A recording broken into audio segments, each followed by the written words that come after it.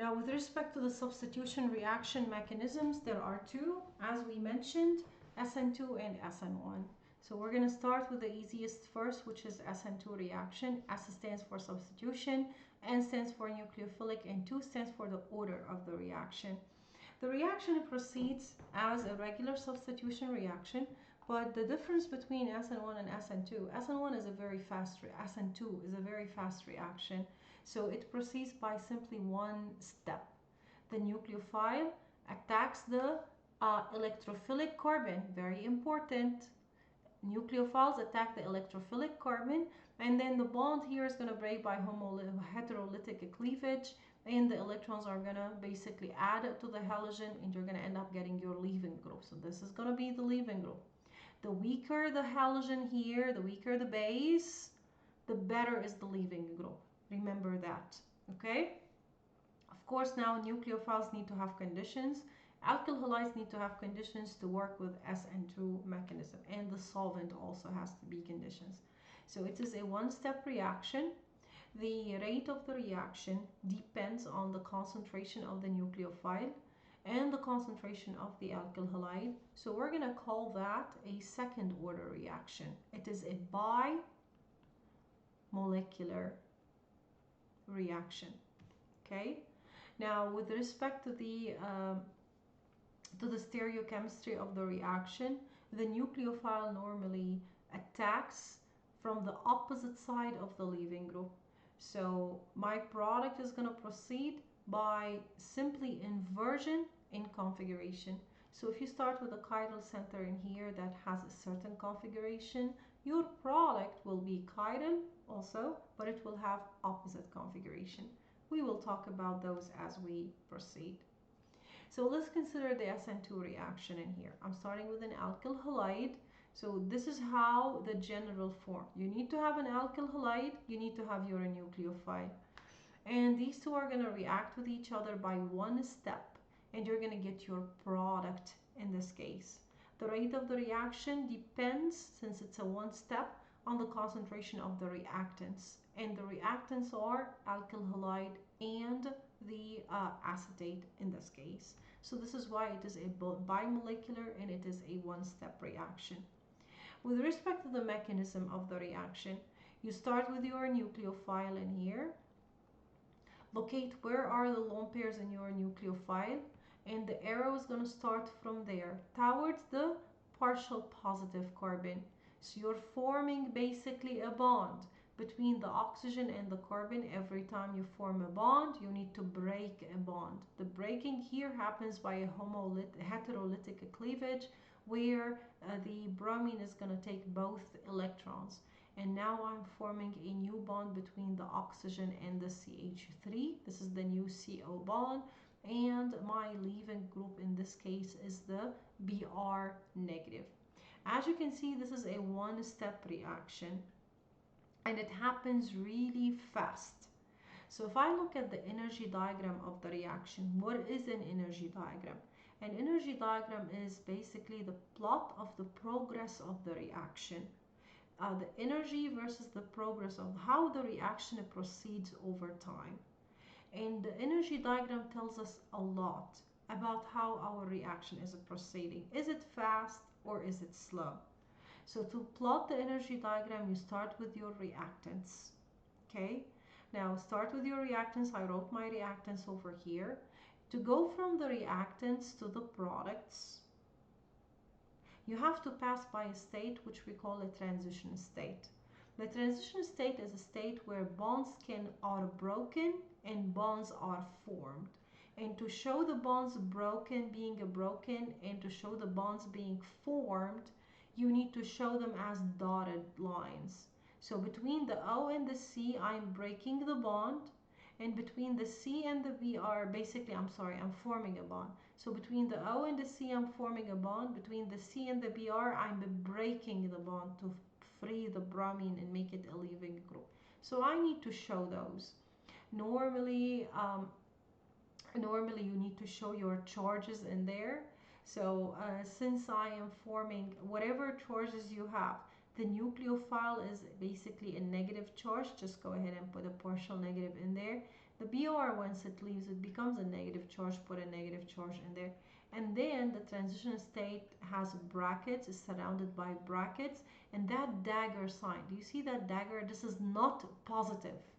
It's just two positives above each other, but it's not positive. Just a sign to indicate that you know what, this is a transition state. Okay, now transition states are very high in energy, as you can see, compared to the product. This type of reaction has the energy of the product less than that of the reaction. So delta H is negative.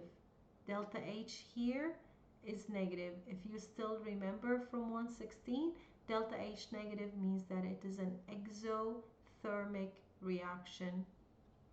This is an exothermic reaction in this case. Okay? Now, to measure the activation energy is the energy between the reactants and the transition state. So the activation energy is basically EA, and that activation energy is here, from here to here. That activation energy tells us of how slow or fast our reaction is going. So if you have a large activation energy, then this means that your reaction is so slow. If you have a small activation energy, then your reaction is going to be very fast. Okay, now we cannot know because you need something, you need another reaction to compare it with. But and then as you can see over here in this energy diagram, it's a one-step reaction because I'm going from reactants, transition state to my product. So it is a one-step concerted reaction.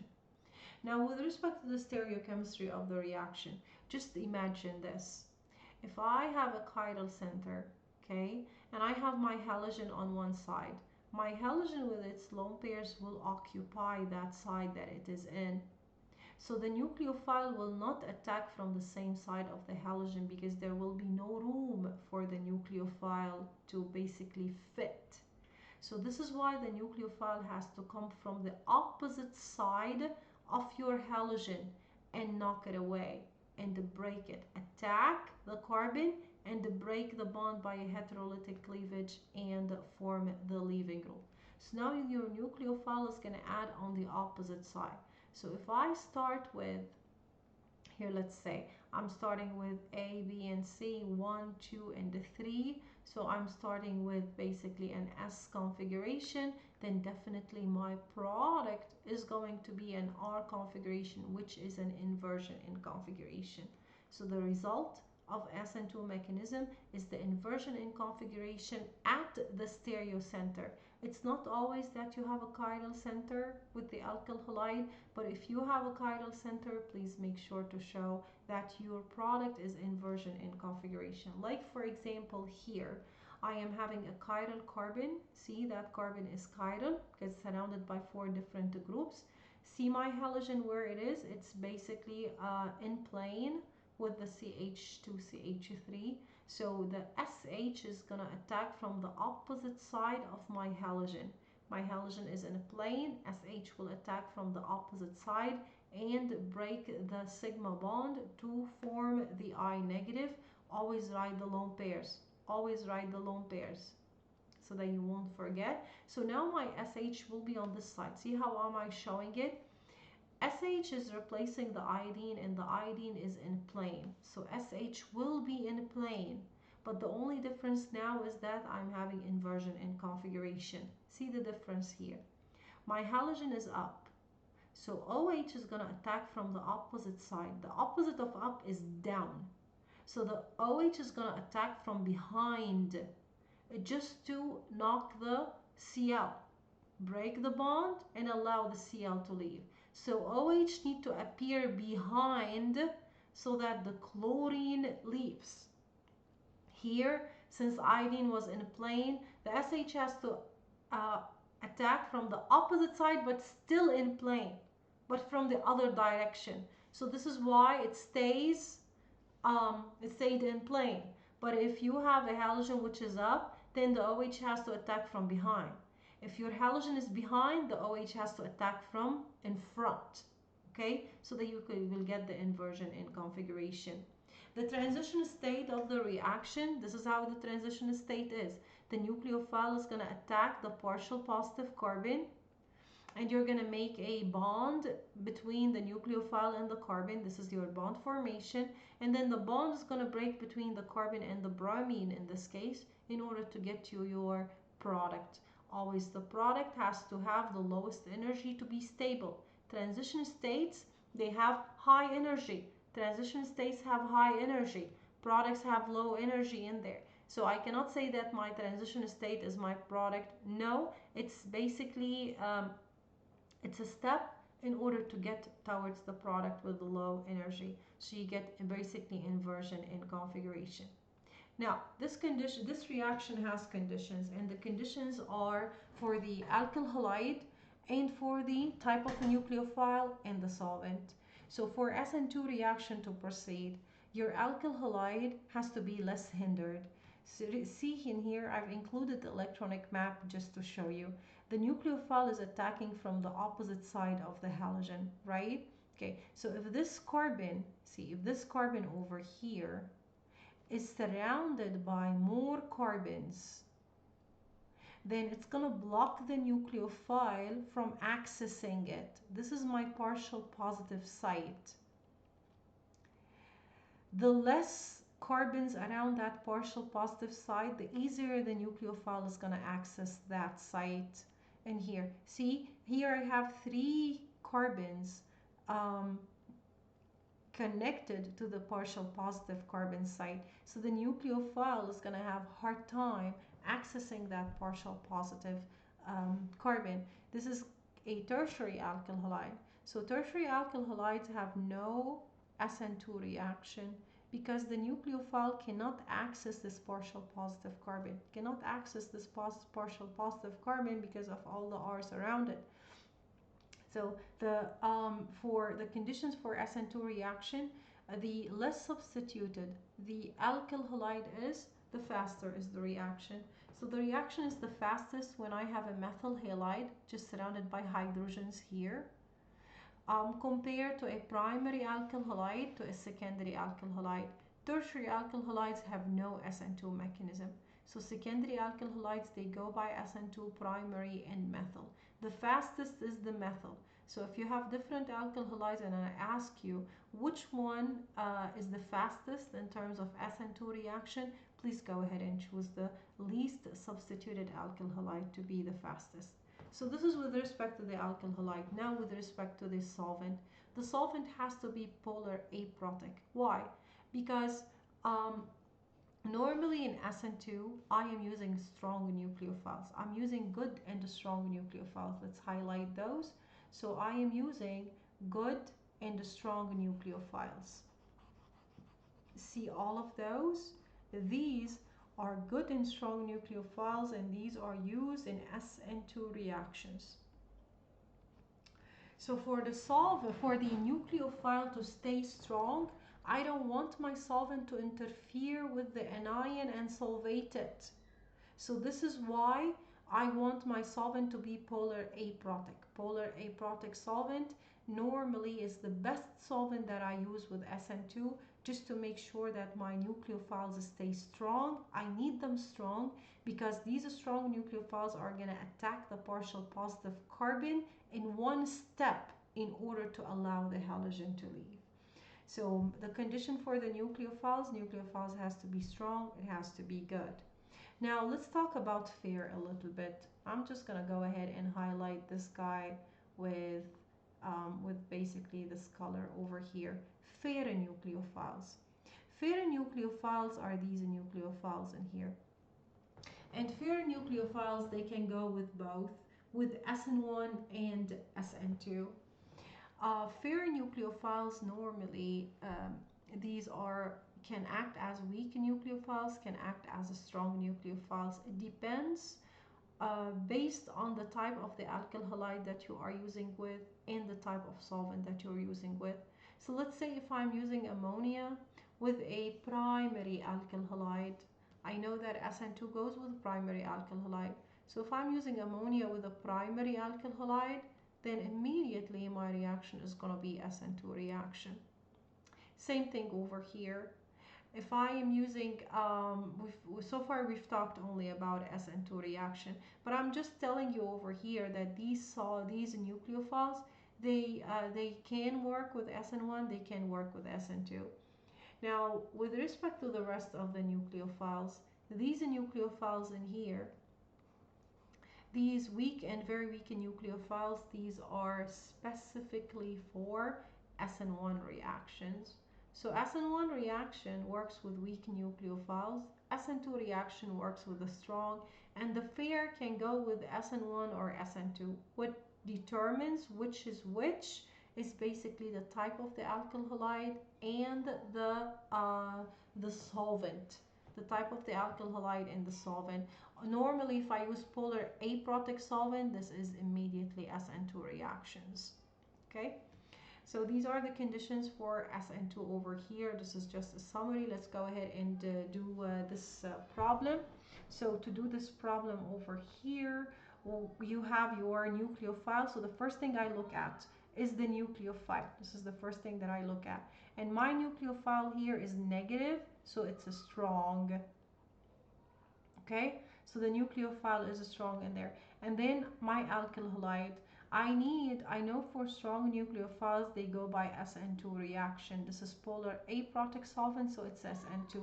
So now my alkyl halides, you have to have a less hindered alkyl halide, either a primary or a secondary alkyl halide. So this is going to be a primary alkyl halide. This is a primary alkyl halide. So I know that my reaction is going to proceed by an SN2 mechanism. Now, since I have a chiral center, see, I do have a chiral center over here. This is my chiral center. So now my nucleophile is going to attack from the opposite side of the leaving of the carbon. So here you go. It's going to attack from the opposite side of the carbon in here. This is my partial positive. It's going to attack from the opposite side, and the bromine is going to leave. So my product is going to look like this. This is my carbon over here.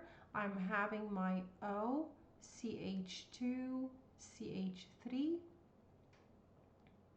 And then see, the nucleophile is attacking from the opposite side of the leaving group. The leaving group is in plane, so the nucleophile has to be in plane.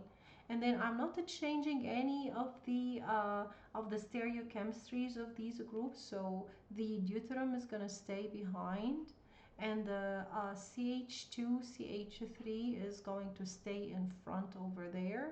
CH2, CH3, and then I do have a hydrogen in plane. So that is going to be my product, and it's going to proceed by inversion in configuration. So if I'm having this one to be this is going to be basically 1, 2, and 3, and this is going to be an S configuration, then this guy over here is going to be 1, 2, and 3, and this is going to be an R configuration. Acetone, this is an SN2 reaction. It's polar aprotic solvent. CN negative, this is a strong nucleophile because it is negative, so this goes by SN2 in there. CN is a C triple bond N. Okay, this is where the formal charges and the Lewis structure comes in handy. Again, when I show you this, it's going to be sodium cyanide, so you have to figure out that this is an ionic bond, and the CN is a negative, and that is your nucleophile. It is negative, it is a strong. Strong means SN2 reaction. So now this is going to attack from the opposite side of the carbon. Notice I didn't choose any other carbon. I chose the carbon that has the halogen, that has the leaving a group in there. Now it's going to attack the partial positive carbon, nucleophiles, electrophiles, and then the halogen is going to leave. Notice the attack. How did I do it? It's from the opposite side of the leaving group. The leaving group is pointed up, then this means that the CN has to attack from behind. This is my CN. It has to attack from behind so that my reaction proceeds by inversion in configuration.